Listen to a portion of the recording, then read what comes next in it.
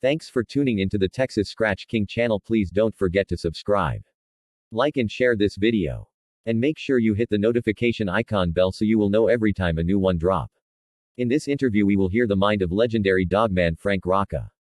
Let us begin. Who or what got you into the dogs? I was in elementary school. 5th grade. Approximately 10 years old, and a friend of mine brought a magazine which had an expose on dog fighting in Mexico. I was quite intrigued and knew that I had to have one of these dogs. I found one when I was in high school. My dad took me to buy my first dog. Being an avid boxing fan and dog enthusiast, our breed seemed like a natural transition. The name Frank Rocca seems synonymous with the old Heterick dogs. You had some success with these also. What were they like and what made them good? The old Heterick dogs were line bred on the old family dogs. Old Colby and Leitner strains from the original imports. William J. Leitner was the most successful breeder and matcher in history. In my opinion, the Heterick dogs had a good heavy dose of the Komasinski strain, which were Colby dogs. These were the dogs of what seemed to be the base of the other good bloodlines back then, and they were in my area and easily accessible to me. Blair Heterick was already out of the game at the time, but these dogs were still scattered around Pennsylvania and Ohio. The thing that I liked about them was they were very game dogs. Agile too. And they seemed to make excellent outcrosses. One of your top stud dogs is Rocca's Stonewall. What attracted you to him? Was it the breeding, Honeybunch, or was it the dog as an individual, and how old you rate him in comparison to other studs you have owned? There really is no comparison with Stonewall and any other dogs that I have owned, because he's far superior in terms of being a producer, and as good as the best performers I have had. His pedigree is second to none. The sad part is he's 11 years old and his days are limited. We didn't start breeding him until he was 6. Which explains why there are not many Stonewall dogs around. The other reason is I pulled him off of public stud a couple of years ago, and I turned down some very nice offers to excellent bitches. Tidy sums of money. And half-litter deals. But I just wanted to keep him in my own yard and breed him selectively to my own bitches. I tried to pay a handsome stud fee to his previous owners, hoping to get him bred to my midge. A couple years later I purchased him. Made that breeding twice. And realized some of the best of my career in terms of the trickiness of breeding for gameness. What is your criteria when selecting a brood dog or bitch? The easiest thing would be to know if the dog had produced successfully before. If it's a younger dog, then the thing that makes the most sense to me is to look for a dog that is saturated with game dogs in the first 3 generations. Most importantly, the first 2 generations. The parents and grandparents must be sound for the individual to be sound also. You can get flyers out of litters from slipshod breedings, but more than likely they won't be able to reproduce because of what's behind them. All things being in perspective that suit my needs. The individual in question must be nothing short of my long-term objective.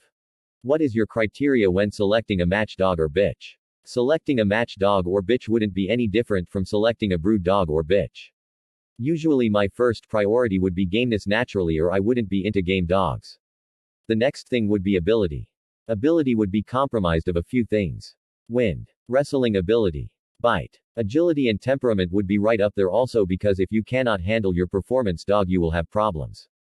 Mental and physical stress tolerances are also imperative. Many a great match was won by a dog of above average ability, but huge of heart and brain, over an opponent that by all logical, physical standards should have won. Your books are written in a different style than most American Pit Bull Terrier books. Short stories, poems and sketches. Why did you want to break from the norm in writing these books? For one thing, some of the books are repetitious, some of the magazines and books are in a way boring. I think what needs to be done with the dogs is there needs to be a broader spectrum, which also entails the writing and reading material. It's a very versatile dog. It can't be summed up by reading about how to raise and train your Yorkshire Terrier. There is much more about the American Pit Bull Terrier than any other breed of dog. Granted, they are just a dog, but it is a very specialized breed also, and that must be taken into consideration. And on top of that, I tried to make the books a little more interesting by adding things that aren't found everywhere else. These things are probably interesting to some people and other people probably find them ridiculous. But I can't please everyone. I can only please myself, and hopefully other people will like them. Will there be a third? And if you will, you change your name to Richard Stratton. I have already changed my name to Richard Bullison Stratton. My alias is Frank Rocca. What is the best or the gamest dog you have seen? The best all-round dog that I have seen would be Red's Champion Red Dog ROM. He was very amicable with strangers. Anyone could steal this dog. He had no enemies. He was even friendly towards other dogs unless he was in the pit.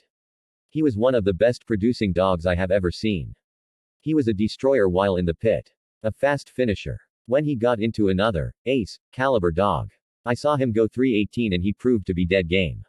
The best that I have ever bred was out of my Cherry Bomb, bred to Grand Champion Zebo ROM.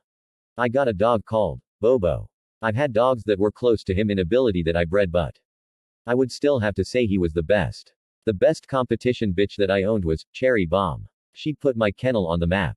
The gamest that I have seen. Well, it's hard to say because I have seen a few dead game dogs and nothing can surpass a dead game dog. So all those dogs that were dead game would fall into the same category. I could draw names of dogs that were great, but people would not even know who these dogs were. People who live a reasonable diving distance would not know them simply because they weren't owned by so-called professionals. But they were truly great animals. Good dogs are where you find them. A lot of the success has to do with good management.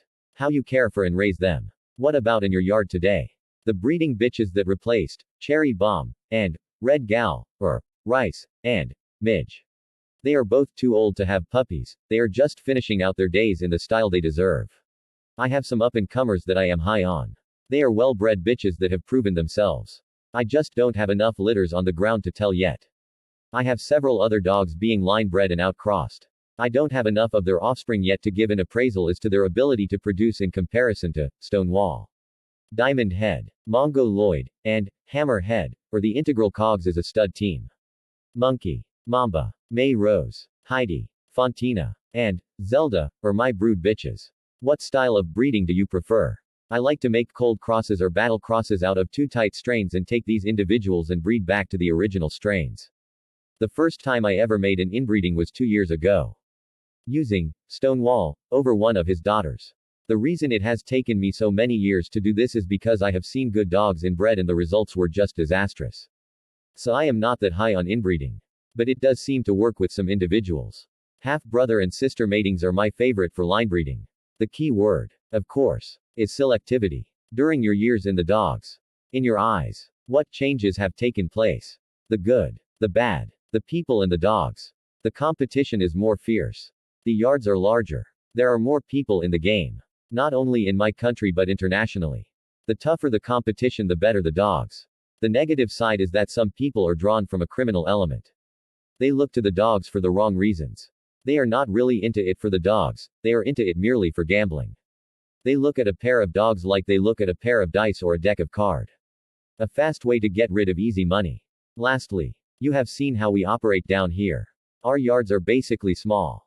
Our enthusiasm is high but the competition is limited. What advice would you have for us in improving the quality of our dogs and the breed in general? The best advice that I could give anyone would be honest with yourself. You have to take a look at what you have. And you must be totally honest with yourself. This way you can breed as good of dogs as anyone in the world. I would like to thank everyone down here. Firstly, the old friends I have already over here. And the ones that I have met since I've been here. Everyone I've met has been a pleasure to get to know. I haven't had any problems and I didn't expect any. Because everyone attends these shows with a common interest being the dogs. The dogs come first. The people are secondary, which is the way it should be. I can't really pick out a certain day or any person or any one dog that stands out in my mind as being the absolute highlight of my trip. For the simple reason that every day has been just fine. I have mixed emotions about going home. I look forward to seeing my family. My girlfriend Wendy. And my dogs again. But I hate to leave as well. Having had the opportunity to see a couple great dogs. Many fine ones. And striking friendships with my kind of people, APBT fanciers. Bikers. Family folks with strong kinship bonds. People and dogs that made an impression on my mind and a place in my heart. At the risk of sounding too corny, I'll merely say thanks for a memorable experience. Thanks for listening to the Texas Scratch King channel. Until the next time, my friends, as we always say, never submit to life and keep scratching every time.